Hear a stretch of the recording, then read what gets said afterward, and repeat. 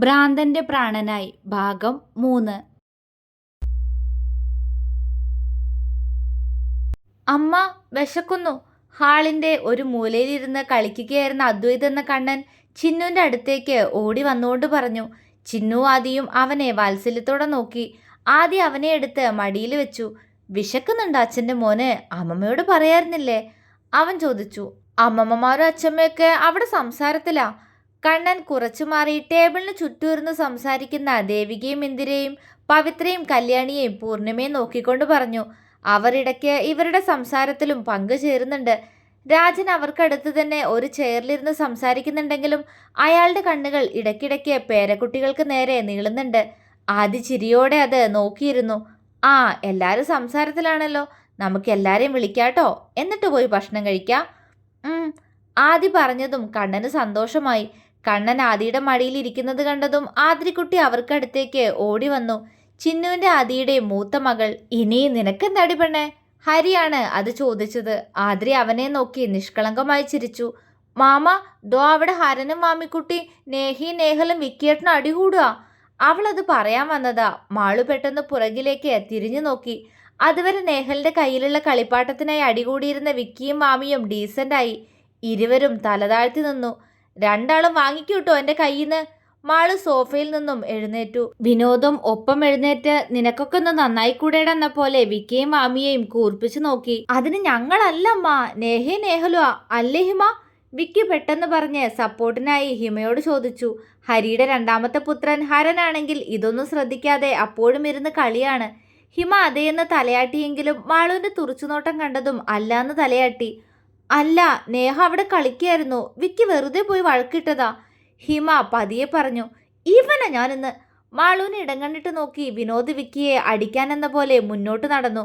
മതി ഉണ്ണിയേട്ടാ, കൂടുതൽ അഭിനയിക്കണ്ട കേട്ടോ, എന്നെ കാണിക്കാനാണോ ഇതൊക്കെ?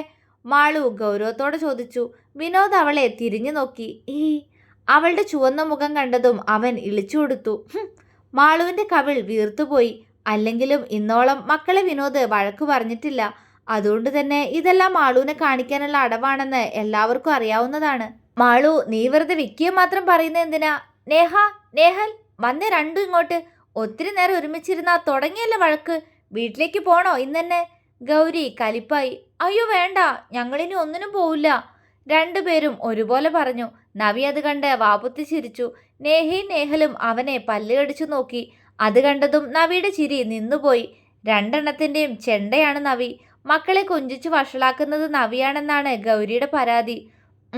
ഒതുങ്ങിയിരുന്നാ നന്ന്, ഗൗരി പറഞ്ഞു. ഗൗരി മോളെ, ആരും മോശമൊന്നല്ല, എല്ലാവരും വികൃതി ഉണ്ടെന്നേ, ഞാനിരുന്ന് കാണുന്നതല്ലേ ഇതൊക്കെ. രാജൻ മക്കളെ നോക്കി ഗൗരിയോട് പറഞ്ഞു. ഗൗരി അയാളെ നോക്കി പുഞ്ചിരിച്ചു. അമ്മേ, ഭക്ഷണം എടുക്കല്ലേ, മക്കൾക്ക് വിശപ്പ് തുടങ്ങിയെന്ന് പറയുന്നു. ഗൗരി കല്യാണിയോട് ചോദിച്ചു. ആ എടുക്ക. അതും പറഞ്ഞ് കല്യാണി എഴുന്നേറ്റു. മക്കൾക്ക് മാത്രമല്ല, എനിക്കും വിശപ്പ് തുടങ്ങി, വേഗം ആയിക്കോട്ടെ അമ്മേ. പവിത്രയും പൂർണിമയും നോക്കി ചിന്നു അച്ചുവും വയറൊഴിഞ്ഞു. ഈ പെണ്ണ്, ചിരിയോടെ പറഞ്ഞുകൊണ്ട് ദേവികയും ഇന്ദിരയും കൂട്ടി അവരും അടുക്കളയിലേക്ക് പോയി. സുമതിയേച്ചി ഇപ്പോഴും അവിടെ തന്നെയുണ്ട്.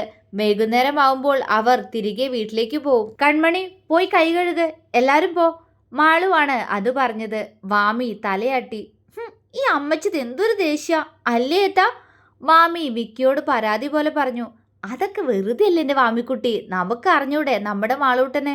വിക്കിക്ക് ചിരിയാണ്. പതിയാ ചിരി വാമിയിലേക്കും പടർന്നു. ആദ്രി, മോളെന്താ അമ്മയുടെ മടിയിൽ തന്നെ ഇരിക്കുന്നേ? പോയി കൈ കഴുക്. അമ്മു ആദ്രിയോട് പറഞ്ഞു. എനിക്കിന്ന് ആൻറ്റി വാരിത്തരുമോ ചോറ്? കൊഞ്ചിക്കൊണ്ട് അവള് ചോദിച്ചു. ആഹാ, അതിനെന്താ, ബാ. അമ്മു ചിരിയോടെ അവൾക്ക് നേരെ കൈ നീട്ടി. ആദ്രി അവളുടെ കൈയിലേക്ക് ചാടി. എല്ലാവരും കൈ കഴുകാനായി വാഷ് ബേസിന്റെ അടുത്തേക്ക് നടന്നു. മാളു വിനോദിനെ ഒന്ന് നോക്കി പെട്ടെന്ന് മുന്നോട്ട് നടന്നു. അവൻ പെട്ടെന്ന് അവളുടെ കയ്യിൽ പിടിച്ചു വലിച്ച് അവളെ അവന്റെ നെഞ്ചിലേക്ക് വലിച്ചിട്ടു. മാളു ഞെട്ടിപ്പോയി. അവനിൽ നിന്നും കുതറി മാറാൻ ശ്രമിച്ചു. ഉണ്ണിയേട്ടാ, എന്തീ കാട്ടിനെ, വിടന്നേ, അവള് പറഞ്ഞു. അവന്റെ കണ്ണുകളിൽ പക്ഷേ കുറുമ്പാണ്. ദേ, എൻ്റെ മാളൂട്ടന് ഈ ഗൗരവമൊന്നും ഒട്ടും ചേരുന്നില്ല കേട്ടോ. എന്തിനാടി കള്ളി ഈ അഭിനയം? അവൻ ആർദ്രമായി അവളുടെ ചെവിക്കരികിൽ വന്നുകൊണ്ട് ചോദിച്ചു. മാളു ഒന്ന് പിടഞ്ഞു. ഉണ്ണിയേട്ടാ. കാറ്റുപോലുള്ള അവളുടെ സ്വരം. മതിയടി പെണ്ണെ ഈ മുഖം മൂടി, ഇനിയും ചാടിയിട്ടാ പൊന്നു മോളെ, രാത്രി ഞാൻ ഇതിനെല്ലാം കൂടെ പകരം വിട്ടു കേട്ടോ, പറഞ്ഞേക്കാ. അതൊരു പക്ഷേ എൻ്റെ മോൾക്ക് താങ്ങാൻ കഴിഞ്ഞൂന്ന് വരില്ല. വശ്യത നിറഞ്ഞിരുന്നു വിനോദിന്റെ ശബ്ദത്തിൽ. മാളു പിടച്ചിലോടെ അവന്റെ മുഖത്തേക്ക് നോക്കി. ആ കണ്ണുകളിൽ അലയടിക്കുന്ന പ്രണയം. മാളുവിന്റെ നെഞ്ചിടിപ്പ് ഉയർന്നുപോയി. മുഖം ചുവന്നു. അതെല്ലാം കണ്ടുനിന്ന വിനോദൊന്ന് ചിരിച്ചു. വർഷത്രയായിട്ടും ഞാനൊന്ന് തൊട്ടാ പിടഞ്ഞു പോകുന്ന ഈ ശരീരത്തിന് മാത്രം ഒരു മാറ്റമില്ലല്ലോ എൻ്റെ മാളൂട്ടാ, അവൻ ആർദ്രമായി പറഞ്ഞു. മാളു തല താഴ്ത്തി. അവൻ അവളുടെ മുഖം പിടിച്ചുയർത്തി. വാ, ഭക്ഷണം കഴിക്കാം, ബാക്കിയുള്ളത് നിനക്ക് റൂമിൽ ചെന്നിട്ട്. അവളെ ആകെ മൊത്തം ഒഴിഞ്ഞു നോക്കി വിനോദ് വല്ലാത്ത ഭാവത്തോടെ പറഞ്ഞു. മാളു വിറയലോടെ അവനെ ഒന്ന് നോക്കി. വിനോദ് അവളെ നോക്കി കണ്ണിറുക്കി നാവുകൊണ്ട് സ്വയം കവിളൊന്നൊഴിഞ്ഞുകൊണ്ട് തിരികെ നടന്നു. അവൻ പോകുന്നത് നോക്കി നിന്ന മാളുവിന്റെ കണ്ണിൽ അവനോടുള്ള അടങ്ങാത്ത പ്രണയം. അന്നും ഇന്നും അവനിൽ തുടങ്ങി അവനിൽ മാത്രം അവസാനിക്കുന്ന അവളുടെ ഭ്രാന്തമായ പ്രണയം.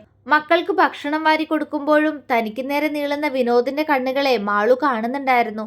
ആ നോട്ടം താങ്ങാനുള്ള ശക്തി അവൾക്ക് ഇപ്പോഴും ഇല്ല. അത് വിനോദിനും നന്നായിട്ട് അറിയാവുന്നതാണ്. മാളുവിന്റെ മുഖത്ത് വിയർപ്പ് തുള്ളികൾ പ്രത്യക്ഷപ്പെടുന്നതും കണ്ണുകൾ പിടയ്ക്കുന്നതും കണ്ട് ചുണ്ടിലൂറിയ ചിരിയെ ഒതുക്കി നിർത്തിയവൻ. അതെ, നോക്കി വെള്ളറക്കി കഴിഞ്ഞെങ്കിൽ ഇനി വല്ലതും കുത്തിക്കയറ്റിക്കൂടെ?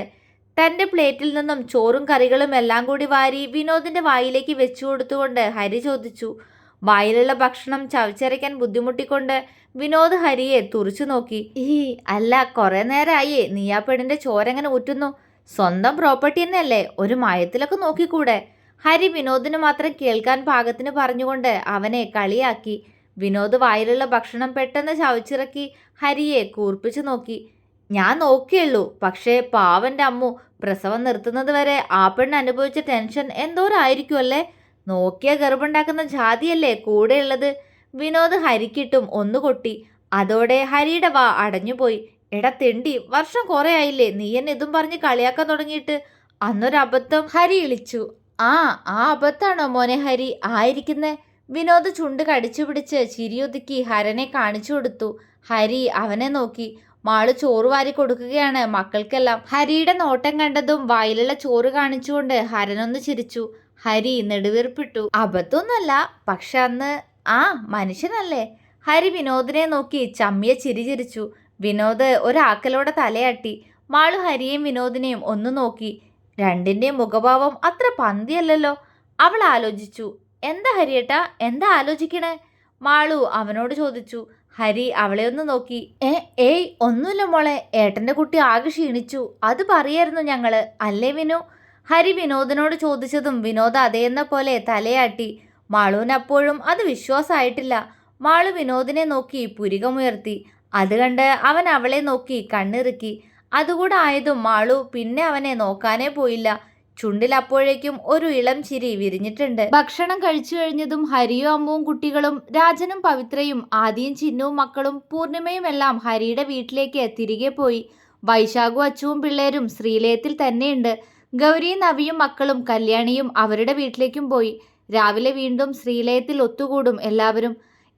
ഉറങ്ങാൻ വേണ്ടി പോയതും മാളു നേരെ ദേവികയുടെ റൂമിലേക്ക് പോയി. ബെഡിൽ ഇന്ദിരയും ദേവികയും കിടക്കുന്നുണ്ട്. അവളെ കണ്ടതും അവരൊന്ന് പുഞ്ചിരിച്ചു. കിടക്കാറായില്ലേ മോളെ? ദേവിക വാത്സല്യത്തോടെ ചോദിച്ചു. ഉവ്വമ്മേ. അവള് നേർത്ത പുഞ്ചിരിയിൽ മറുപടി നൽകി ടേബിളിൽ നിന്നും ഒരു ബോട്ടിൽ കയ്യിലെടുത്തു. അത് കണ്ടതും ദേവിക അവളെ ഒന്ന് നോക്കി. എന്തിനാ മോളെ എണ്ണ? അമ്മയ്ക്ക് കാലുവേദനയൊന്നും ഇല്ല. ദേവിക പതിയെ ബെഡിൽ എഴുന്നേറ്റിരുന്നു. ഒപ്പം തന്നെ ഇന്ദിരയും. മാളു ഒന്നും പറയാതെ അവർക്കടുത്തേക്ക് മുട്ടുകുത്തിയിരുന്ന് അവരുടെ കാലിൽ എണ്ണയിടാൻ തുടങ്ങി. മാളു, ദേവിക സ്നേഹത്തോടെ വിളിച്ചു. അമ്മയ്ക്ക് കാലിന് വേദന ഉണ്ടെന്ന് എനിക്കറിയാം. ഇന്നമ്മ നടക്കുമ്പോൾ ഞാൻ ശ്രദ്ധിച്ചിരുന്നു. എന്നോട് പറഞ്ഞൂടെ അമ്മേ, ഞാൻ എണ്ണയിട്ട് തരില്ലേ? അവൾ വിഷമത്തോടെ ചോദിച്ചു. അതിനും വേണ്ടി ഒന്നുമില്ല മോളെ, അതാ അമ്മ പറയാതിരുന്നേ. അവരിൽ നിറഞ്ഞ വാത്സല്യം. മാളു ഒന്നും മിണ്ടാതെ അവർക്ക് എണ്ണയിട്ട് കൊടുത്തുകൊണ്ട് പതിയെ എഴുന്നേറ്റു. നാളെ ഹോസ്പിറ്റലിൽ പോവാ, നീരുണ്ട് ചെറുതായിട്ട്. ഉണ്ണിയേട്ടനും പറയുന്നുണ്ടായിരുന്നു ഹോസ്പിറ്റലിൽ കൊണ്ടുപോകണമെന്ന്. എണ്ണയുടെ ബോട്ടിൽ അടച്ചു വെച്ച് മാളു പറഞ്ഞു. ദേവിക തലയാട്ടി. അപ്പച്ചി പ്രഷറിന്റെ മരുന്ന് കഴിച്ചോ? അവൾ ഇന്ദിരയോട് ചോദിച്ചു. കഴിച്ചു മോളെ, എൻ്റെ കുട്ടി പോയി കിടന്നു. ഇനി രാവിലെ തൊട്ട് തുടങ്ങിയ ഓട്ടമല്ലേ? ഇന്ദിര തൻ്റെ മകളെ വാത്സല്യത്തോടെ ചേർത്തു പിടിച്ചു. രണ്ടമ്മമാർക്കും കവിളിലൊരു ഉമ്മ നൽകി ഡോറടച്ച് മാളു പുറത്തേക്ക് നടന്നു. ഇന്ദിരയും ദേവികയും പരസ്പരം നോക്കി പുഞ്ചിരിച്ചു.